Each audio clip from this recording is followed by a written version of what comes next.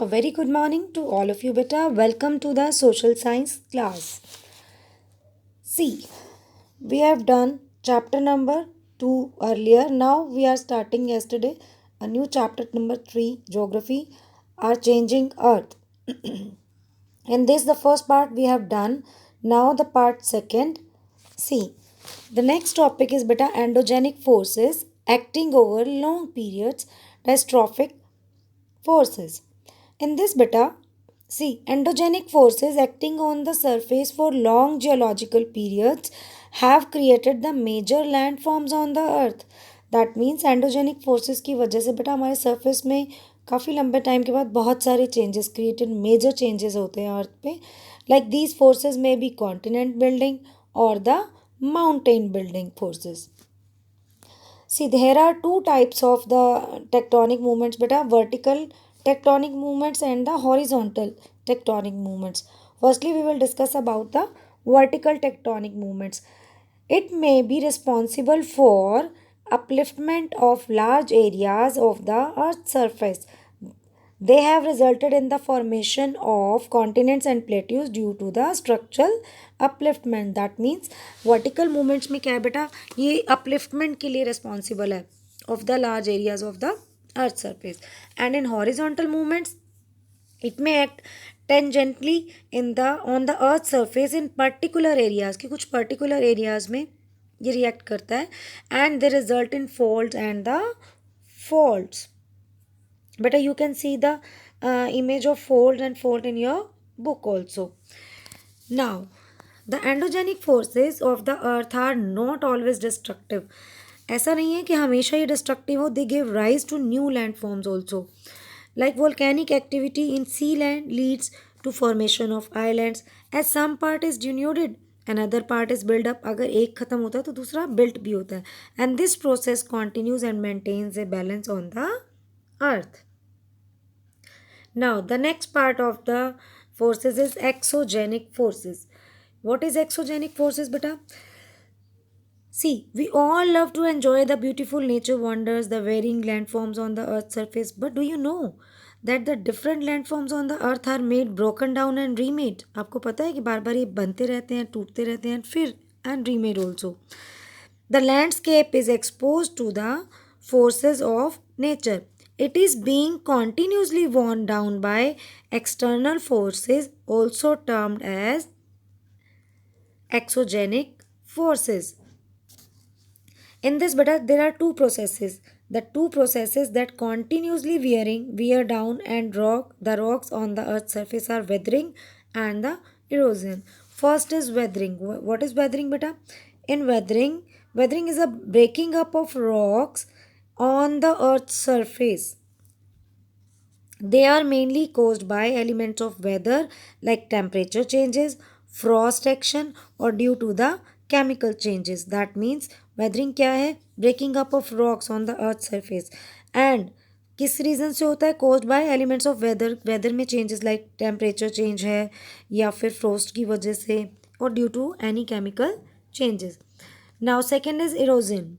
What is erosion? Erosion is the wearing down and carrying away of the rocks by the action of running water, glaciers, sea waves or the wind. That means क्या है erosion क्या होता है बेटा wearing down और carrying away दूर तक लेके जाना उसे हटाना लाइक रॉक्स पे से जो रनिंग वाटर ऊपर से आ रहा है रिवर्स उसे लेके आ रही हैं तो इरोजन होता है इन ग्लेशियर्स ऑल्सो लाइक सी वेव्स और wind also. Okay, and the eroded material are transported and ultimately deposited by these agents of the erosion. And the entire process creates the different landforms that we see on the earth. Now, the next part of this topic is the exogenic forces in a work of a river. How the river works? Beta see, a river is a natural channel of running water. As a river flows it erodes the landscape. जैसे river flow करती है landscape को इरोड मतलब वहाँ से मिट्टी अपने साथ और स्टोन्स काफ़ी सारी चीज़ें अपने साथ लेकर चलती है. It carries along with this Lord of rocks, stones and other particles with itself, and this loads course clears by rubbing the river bed. River bed means river की जो सबसे नीचे वाला लेवल होता है, river bed is called. In the highlands the river flows very rapidly, और highland पे river बहुत हाई रैपिडली फ्लो करती है. As a result erosion is faster. So that means erosion faster होता है, क्योंकि जितना ज़्यादा पानी का फ्लो होगा इरोजन उतना ही ज़्यादा होगा. The river cuts out deep V shaped valleys in the solid rocks of the landscape. बेटा लैंडस्केप में जब रिवर कट आउट करती है तो वी शेप की वैली में फॉर्मेशन ले लेती है. लाइक सॉलिड रॉक्स के बीच में से जा रही है, तो रॉक्स के बीच में से अगर जाएगी तो जस्ट लाइक ऐसा लगता है, just like V shaped valley. You can see the picture in your book also बेटा. And in the highlands when the river jumps over hard rocks, और हाईलैंड्स में जब रिवर जंप करती है हार्ड रॉक्स से एंड बोल्डर्स से, that can not be easily eroded, then rapids are formed. वहाँ से इजीली इरोजन नहीं हो पाता, so that's why rapids are formed. Now waterfall. What is waterfall बेटा? A waterfall is created when the river plunges down from great heights at the edge of the highland or a steep valley, or when a horizontal band of hard rock with undercut soft rocks below lies on the path of the river. I hope आपने waterfall कोई ना कोई ज़रूर देखा होगा. कैसा होता है वाटरफॉल बेटा? जब रिवर प्लंज करती है, मुँह कहीं भी टर्न लेती है, तो बहुत ग्रेट हाइट से जहाँ से भी उसे थोड़ा सा भी कॉर्नर मिलता है वहीं से, जस्ट लाइक एज हो गया आइलैंड से, किसी स्टीप वैली में से, किसी horizontal band of hard rock में से थोड़ा सा जगह मिल गई, और under cut soft rocks, soft rock के बीच में से भी अगर थोड़ा सा प्लेस मिल जाता है, lies on the path of the river, रास्ते में अगर आता है और वहाँ से स्पेसिफिकली अगर कुछ वाटर फ्लो कर रहा है, so that's why this is called the waterfall. Now what is meanders? Meanders क्या होता है बेटा? Further downstream tributaries join the main river and its volume increases. What is tributaries? Tributaries are the helping rivers of the main river बेटा. जब ये tributaries अब वापस main river में ज्वाइन करती हैं, इसकी वॉल्यूम मतलब जो वॉल्यूम इंक्रीज हो जाता है, दैट मीन्स और ज़्यादा रिवर एक्सटेंड हो जाती है. And the river slowly over the plains carving wide valleys. और जब रिवर जो है स्लोली प्लेन एरिया में आती है तो वाइड वैलीज की तरह बिल्कुल कर्व लेती हुई जाती है. And the slow river twist turn and bends over the wide plains forming loops called the meanders. अब ये जब रिवर स्लो हो जाती है, ट्विस्ट करते हुए, टर्न या बेंड करते हुए वाइड प्लेन एरिया में अलग अलग लूप्स बनाती है. लाइक टर्निंग करने के बाद जैसे वो लूप्स बनेगा, this is called the meanders. And continuous erosion and deposition along opposite side of the meander brings the end of the loop closer until they nearly join. Beta, see this Oxbow Lake. You can see the meander also, and see in this beta, what is meander? I have told you, the slow river जहाँ से turn कर रही है, see turns, twist and bends. This is called the meander. And white pen, और उसके बाद turn करने के बाद कॉन्टीन्यूस इरोजन एंड डिपोजिशन. वहाँ से कॉन्टीन्यूस जब टर्न वाटर एक जगह बार बार टच करता है तो कॉन्टीन्यूस इरोजन और डिपोजिशन होता रहता है. वहाँ से हटके दूसरी जगह इकट्ठा होता रहता है पॉइंट, वो स्टोन्स वगैरह along opposite side of the meander, उसके दूसरी साइड में इकट्ठे हो जाते हैं. सी द वाइट पार्ट है. Okay, and meander brings the end of the loop closer. इससे क्या होगा? इसका जो एंड पार्ट है बेटा और क्लोज होता चला जाएगा, क्योंकि वो एक ही जगह पे वहाँ स्टोन्स इकट्ठे होते जाते हैं. अनटिल दे नियरली जॉइन, जब तक कि वो नियरली एक दूसरे से को जॉइन नहीं कर लेते. And the main river breaks away and leaves behind a cut of.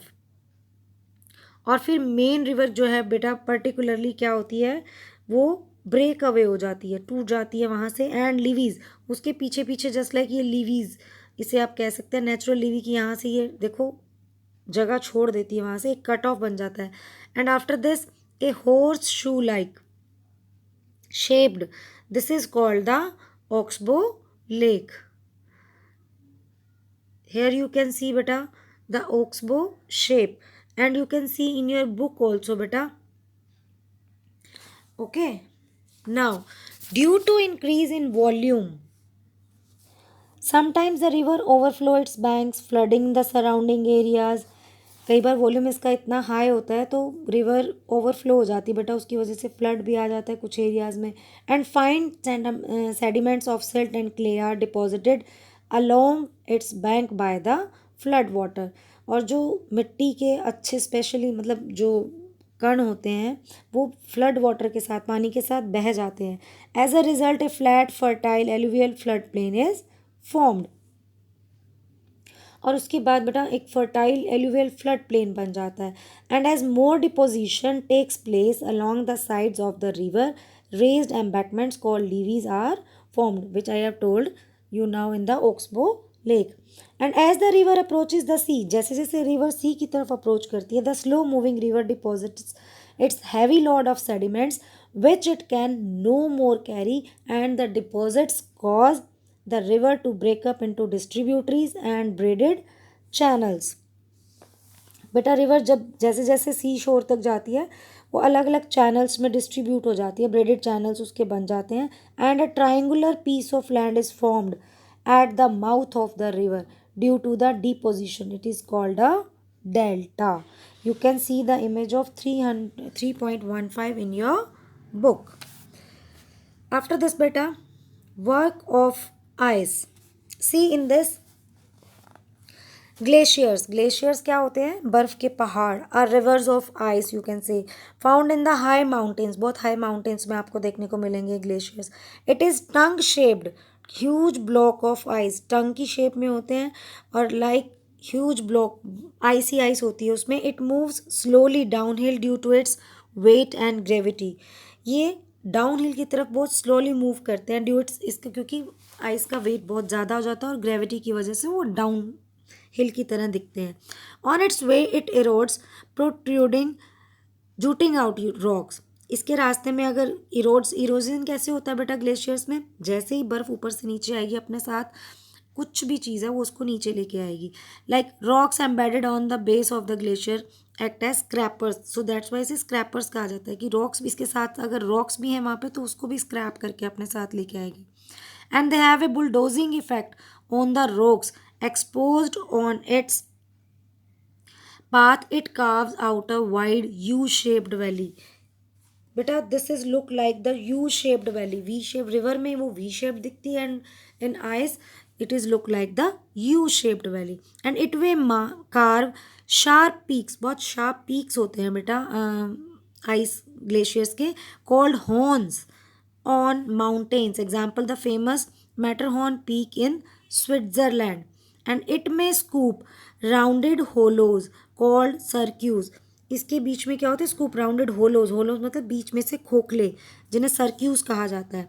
And small lakes are often left in cirques when the glacial ice melts. और छोटी छोटी लेक्स बन जाती हैं इन सर्क्यूज में जब ये ग्लेशियर की आइस मेल्ट होती है। And the glacier deposits the materials it carries along its size at the base and at the tip of the tongue of ice. So these big and small pieces of rock, sand and silt debris deposited by the glacier are called the glacial moraines. Okay, so this much is for today beta.